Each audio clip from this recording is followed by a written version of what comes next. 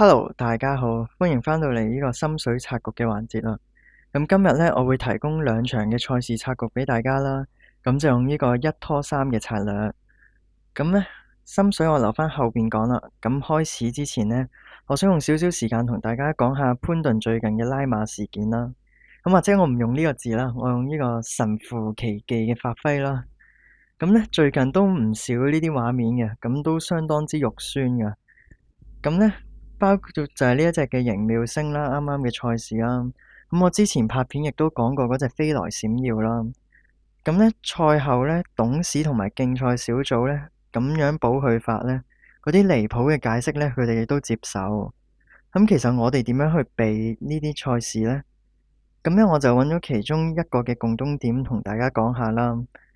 咁第一個共通點呢，就係同場會有其他嘅馬匹呢，佢曾經騎過，但係佢搏唔到 win，而今次佢因為某啲原因冇騎嗰隻馬嘅。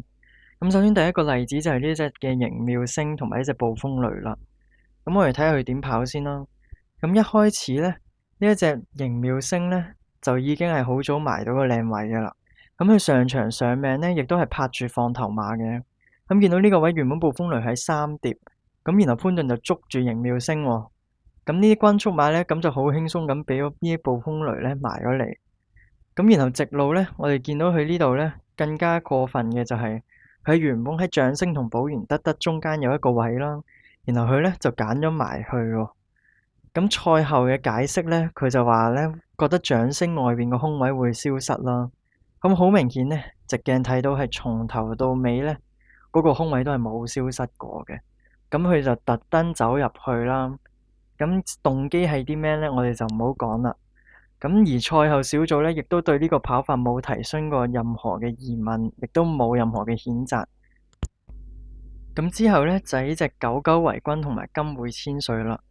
咁呢，上次金會千歲呢，就跑1600唔得啦。咁今次縮翻落1400呢，就換翻馬房騎另外一個殺手奧爾文啦。咁潘頓呢，就跑去一隻從來未跑過嘅九九為君。咁你見到佢出閘呢，係特登騎出嚟嘅。咁隻馬嘅前速亦都唔足以去擺喺前邊啦，咁就頂咗佢三疊。咁近仗佢跑得好呢，亦都係用一個留後嘅跑法嘅。咁你見到佢直路啦，咁佢輕輕推咗幾下隻馬啦，咁之後呢，都冇乜點樣特別再騎過噶啦，之後就收停埋添。咁呢，就見到誠意就不足啦，騎呢隻九九為君。咁同時呢，亦都瓜田李下有另一隻佢曾經贏過嘅馬呢，咁就贏咗。咁之後呢，就有呢隻火焰閃爍同埋桃花開。咁桃花開上場大敗呢，就係潘頓走咗去放頭啦。咁呢啲後上馬走咗去放頭就等係大敗噶啦。咁呢場呢，換人，然後佢就騎嗰隻火焰閃爍。咁呢，直路呢，佢攞咗個位出嚟之後呢，騎落去隻馬其實係有反應嘅。咁騎下之後呢，佢突然間就放軟手腳啦。咁然後呢，佢賽後就話啲咩呢？佢就對於隻馬匹嘅催策時候動作有疑慮。咁之後呢，佢就純粹就齋 hea 騎咁樣咯。咁賽後呢，隻馬隔咗一個禮拜再出呢，咁就再跑近就係輸過半馬位啦。咁就證明隻馬呢其實係冇事嘅。咁由於呢啲事件都發生得太密啦，咁都難以服眾。但係我哋又好難呢做到完全唔去參與呢啲比賽啦。咁呢，我哋不妨參考下啱啱講嗰啲案例啦。咁如果大家發現到有啲類似嘅場景，咁我哋就可以考慮去避免嗰幾場嘅賽事啦。咁講馬啦，咁首先呢，就今次採用 C 跑道啦。咁 C 跑道普遍呢都比較利中內碟嘅前置啦。不過後上呢亦都有啲機會嘅，就可能會近下啦，入到胚啦。不過贏就比較難噶啦。咁首先想講呢場嘅第三場啦，四班1400米。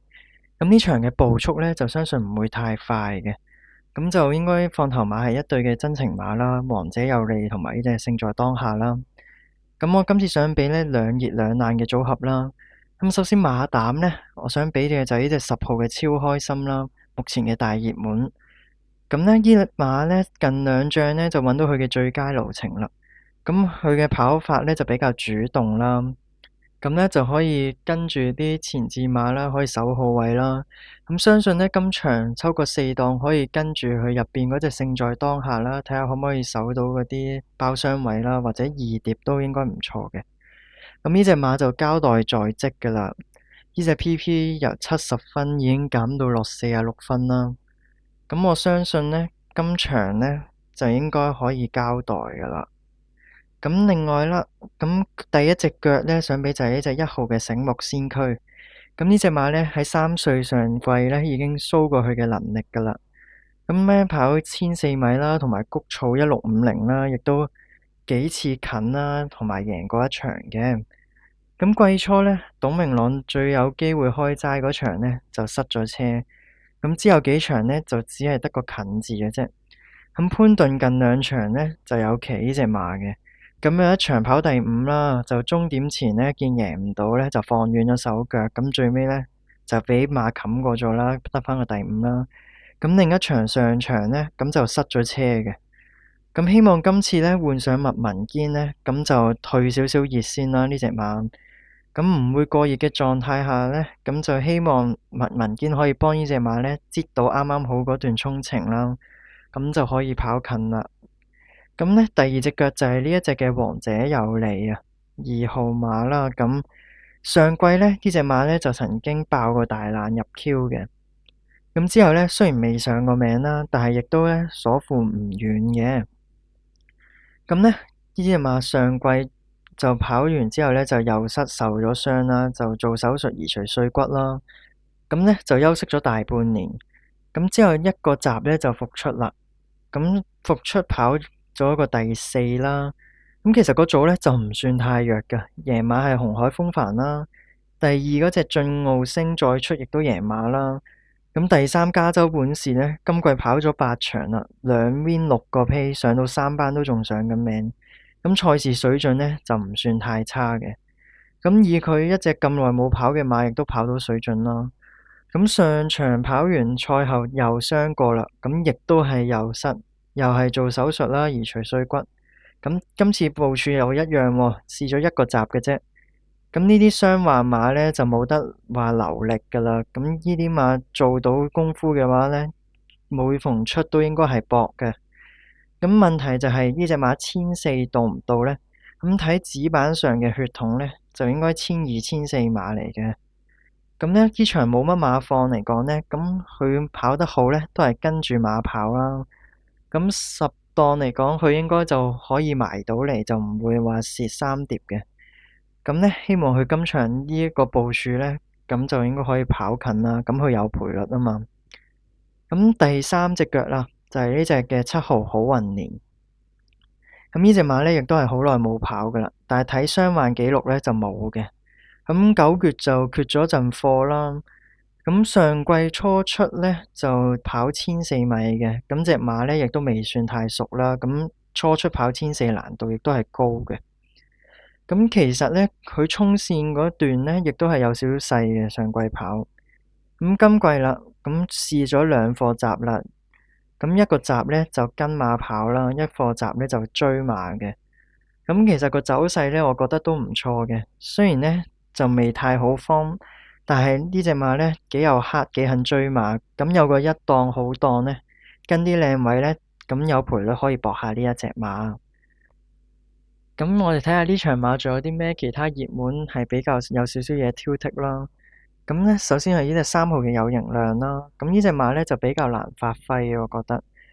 咁呢，就需要少少檔位同形勢幫手啦。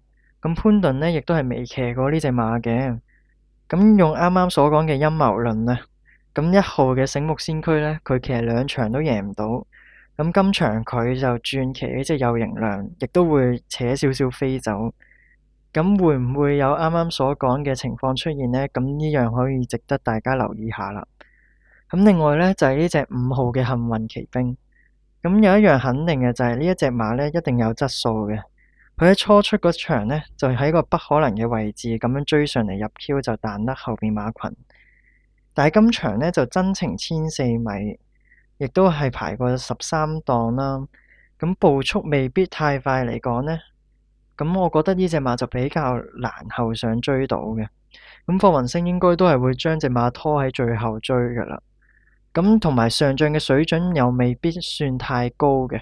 咁雖然爺馬嗰隻係呢一隻嘅勇者為王啦，但係後邊嗰啲馬呢，第三嗰隻奇異歡星啦，第四海鑽石啦，我覺得呢就水準未必太高嘅。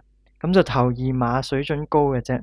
咁所以呢場呢係有少少挑剔嘅，尤其是依家已經係一個咁熱嘅賠率啦。咁所以呢，就有少少挑剔啦，咁就想搏啱啱上邊嗰四隻馬嘅。咁之後呢，就想講呢個第五場嘅4班1400米第二場嘅拆組。咁步速方面呢，就應該唔會太快噶啦。咁放頭馬應該係呢隻嘅4號嘅龍城強將啦。咁呢隻亦都就係我嘅馬膽啦。咁呢隻馬1400米呢，就十分之準成嘅。咁今季呢，就已經有1 win 2 Q 噶啦呢個途程。咁上場呢，更加用呢個新嘅跑法啦，望空放頭啦。咁呢，最後就入 Q 嘅。咁贏馬嗰隻機械之星呢，再出真情呢，亦都成功入 Q 啦。咁跑第三嗰隻跨境駿馬呢，再出亦都係贏馬嘅。咁龍城強將呢，上場以為佢力弱噶啦，但係臨尾佢亦都可以 fight back 過翻嗰隻跨境駿馬啦。咁呢隻馬呢，喺呢個途程就十分之忠心準成噶啦。咁呢一場呢，喺睇落去唔係太多快貨馬呢。咁相信希威森出閘快可以好早就埋到欄，咁睇下可唔可以呢？掌控步速，幫韋達打破呢最近冇馬贏嘅悶局啦。咁第一隻腳呢，就想拖翻呢一隻5號嘅榮利雙收先啦。咁呢，上場呢，就跑1650谷草啦，咁呢，就跑咗2場嘅1哩嘅啦，已經連埋沙田。咁佢上名途程呢，正正就係呢個1400米。咁當上2場呢就開氣啦，咁呢隻馬呢，似乎跑田草亦都好啲嘅。咁其實呢，佢近場呢連場都係近嘅，咁每場其實都唔算跑得太差。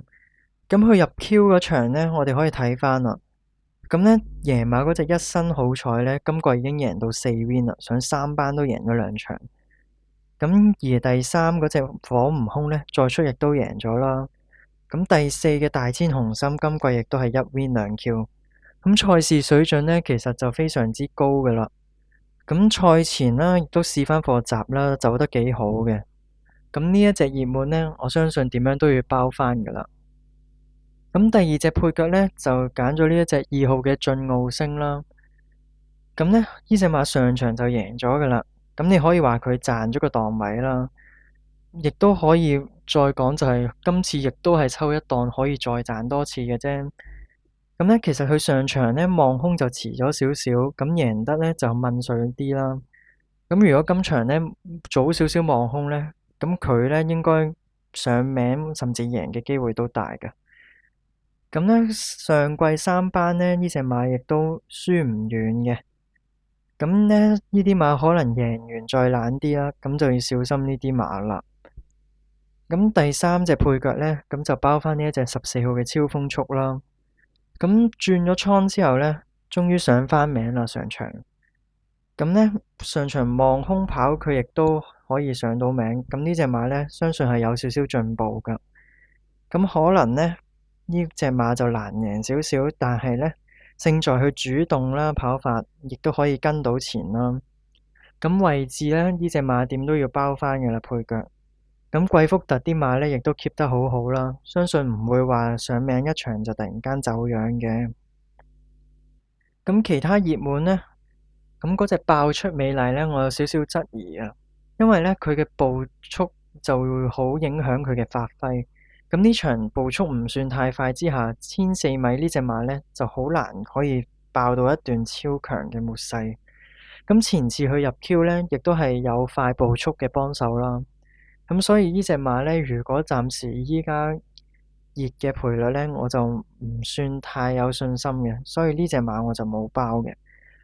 而11號馬嘅星光快驅呢，呢隻呢就一定係有能力嘅馬啦。咁佢左試右試試咗唔同途程啦，咁今次初跑1400米嘅，咁如果太熱嘅話呢，就唔值得嘅。但係呢，呢隻馬潘頓亦都摸實啦。咁以佢嘅能力呢，咁如果大家有注可以拖翻啦。但係呢，我就唔包住啦。三隻配腳呢，就係啱啱以上所講，就咁多先啦。咁今日嘅第三場同第五場嘅拆局就咁多先啦。咁如果大家鍾意我嘅片呢，記得 like 呢條片啦，同埋 share 俾你哋嘅好友啦。咁記得 subscribe 我嘅 channel，咁呢就可以 follow 埋我之後嘅心水分享啦。咁我應該仲有一隻冷門精選想出嘅，不過睇下時間上趕唔趕得切啦。咁大家 subscribe 完記得開埋個 long long，咁就可以第一時間可以收睇到我嘅新片啦。